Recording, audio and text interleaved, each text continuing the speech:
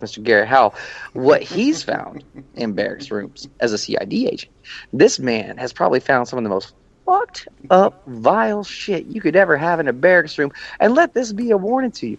If you are found with this shit in your barracks room, you're probably going to get that little separation letter. You know what I mean? Hey, brother, you're a nice guy and all, but fuck you. Get the fuck out of my army.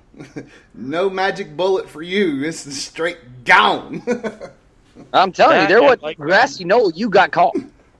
Yeah, that, and like I said earlier about the whole adult store merchandise in there.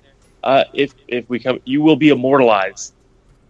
That's true. Within the law enforcement community, you will be talked about. Oh, and if it's still within the law enforcement community, we still put names out. All right, so they're gonna know your fucking name too.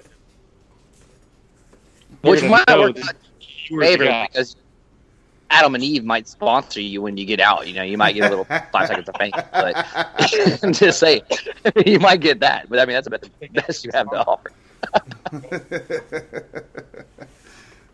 So what about it? Let's start off with you there, Mr. Big Country. What is the most fucked up thing that you can think of that you have ever found in a barracks room? Now, keep in mind, this can also be your barracks room. We don't judge. You don't judge. All right, no homo on this one, no homo, because we had Where Waldo. That's what start out.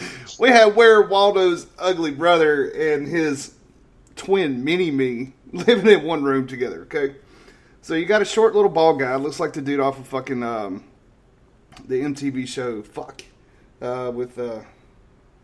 That was an MTV show? I missed that one. No, I'm trying to remember the name of the TV. It's a movie, Jackass. There you go. Little fucking midget dude off Jackass. And Where's Waldo? Living in the same room together. Okay. Cigarettes about 2 mountains high. Stiff socks laying everywhere. And that's the bad part. It's the stiff socks laying everywhere. It's like, where in the fuck do y'all have time to do that? I mean, I'm just saying, y'all are in this room constantly. These are the guys that don't leave the barracks room unless they're going to the red light district. Okay? Just saying. And the platoon daddy walks in, as we're team leaders, trying to check the rooms, trying to get them fucking straight. And all dudes like, the midget guy, he's like, no, we have competitions. I'm like, what? Competitions of what?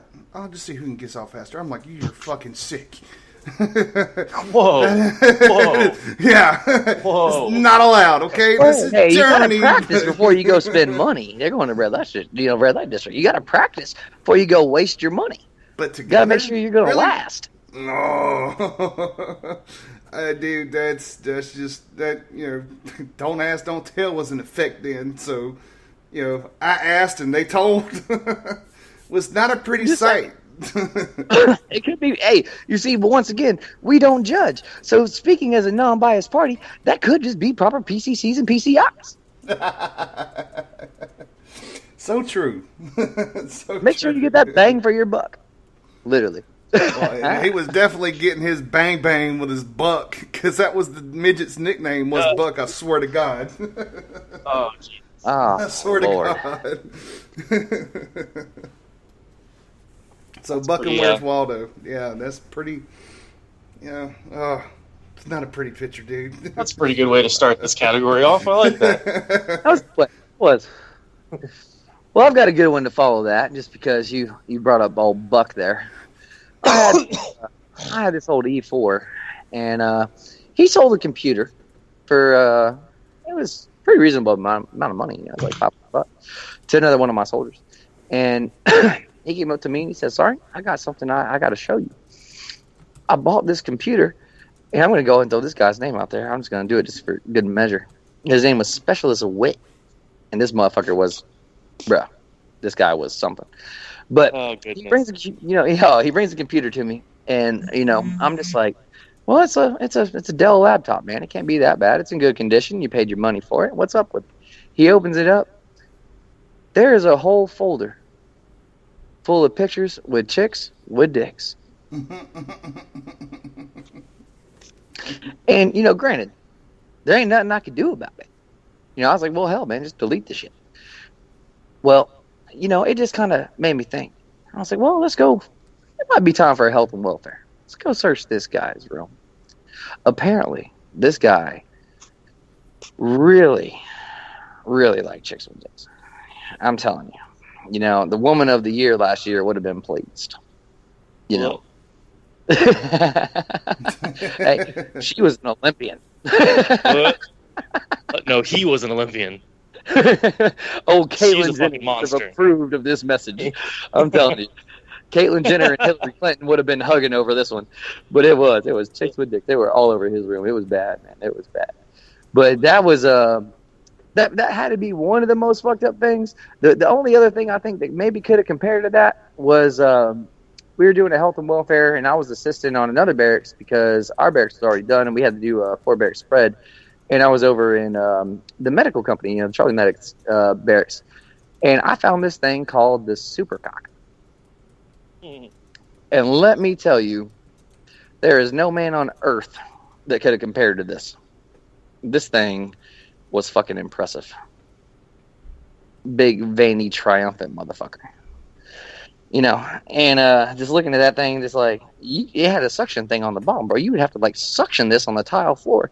And then they'd have to go do their business. But I was just like, my God.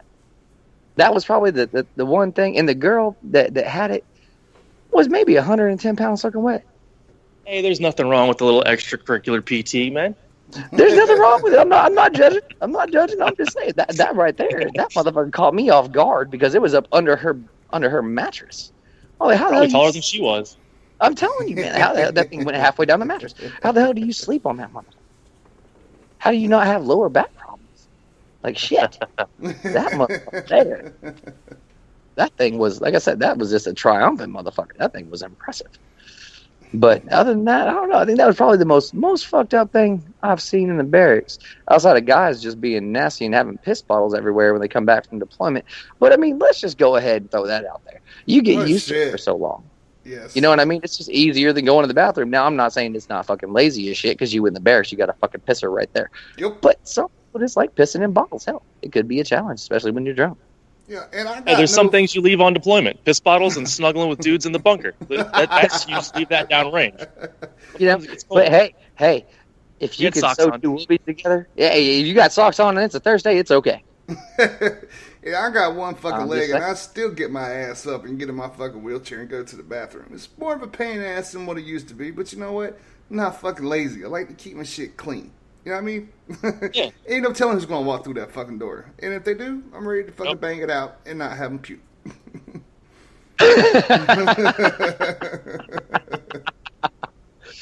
Well, let's jump over to old Garrett right there, man. What you got? I know you got some good ones. Some good ones. Other than first of all, let me throw this out there. Again, going along the lines of you will be immortalized in the community when we come into your room. Seriously, there is no fucking reason why you guys in the barracks, and I'll even go further, in military housing. Jesus Christ, you guys live like fucking pigs. Y'all are some nasty people. Like, I mean, you go into a house that has 4 kids, you know, because it's cold outside and there ain't nothing to do but get on that Dependopotamus and pump out them kids. But especially if you got kids, God, clean your shit, man. I know you got kids. I got kids too. They're dirty, but they're dirty with their toys, not little underwears running around with skid marks and shit. Clean your kids, clean your house. It's fucking gross. All right? Fucking gross. Now, even on that, come to these barracks and enforce fucking cleanliness rules when you live in with fucking skid marks on? Seriously, at that point, what do you got to say? What do you have to say to them? You ain't got shit to say to them. But on that, y'all single soldiers are some dirty people too. You're some weird motherfuckers. So the craziest thing I found, now it's obviously not the dirtiest thing I found. It's not the most vulgar thing I found, but the craziest thing I found that caught me the hell off guard. We were doing a command requested morale, health and welfare on their barracks, right? So they wanted to do 100% because they thought they had a couple people that were doing drugs, shit like that. So instead of them doing it possibly the wrong way, command, listen up. If you need to do a 100% health and welfare, you suspect some soldiers are doing something, call the MPs or CID. Call the MPs first. They'll go out and help you all do this, because if they do it wrong, they get fucked up, not you.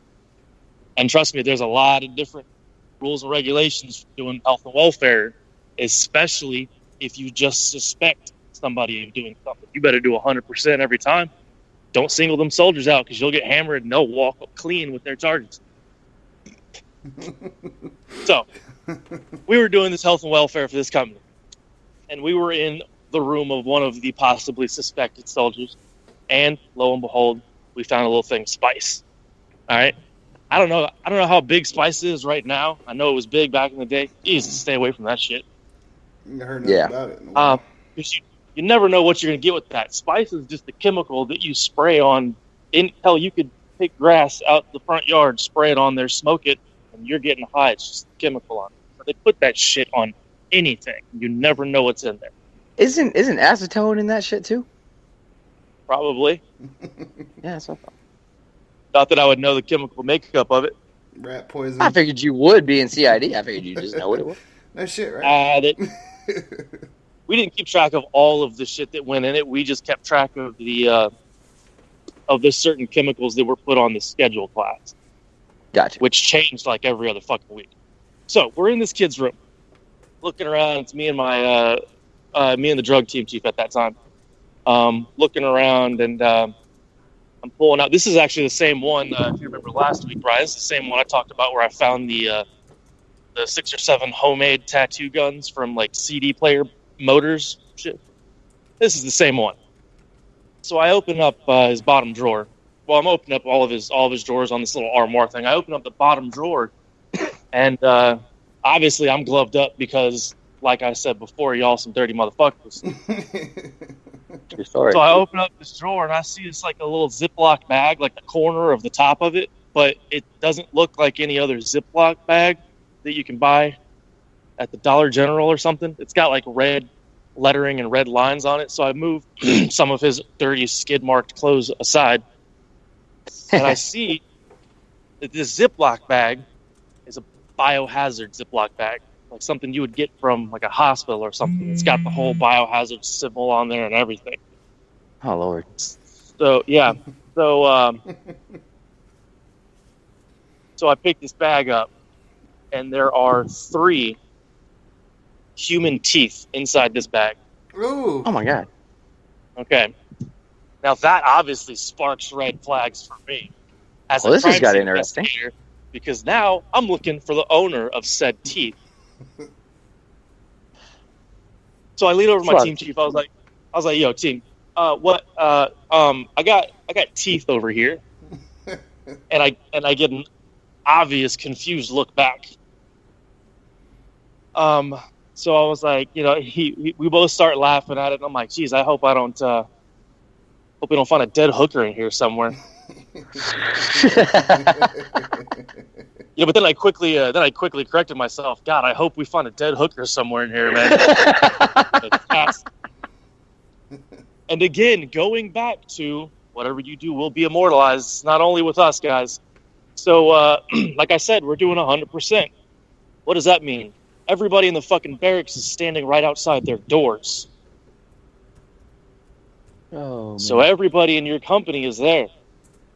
So when I hand this bag of teeth to my team chief, and he walks out in the hallway in front of your entire company, and audibly enough for the entire company to hear, ask you who those teeth belong to, now you're on the spot, and you've got to give him an answer in front of your entire company and your chain of command. So what it boiled down to, they were actually his teeth. They were his wisdom teeth that he got removed. Apparently, the doctor asked him if he would like to keep wisdom teeth. He said yes. I asked him, all right, that's fair enough. When did you get your teeth removed? 8 months ago. He has been holding on to them teeth for 8 months. He been waiting on that damn tooth fairy, bro. Really not sure.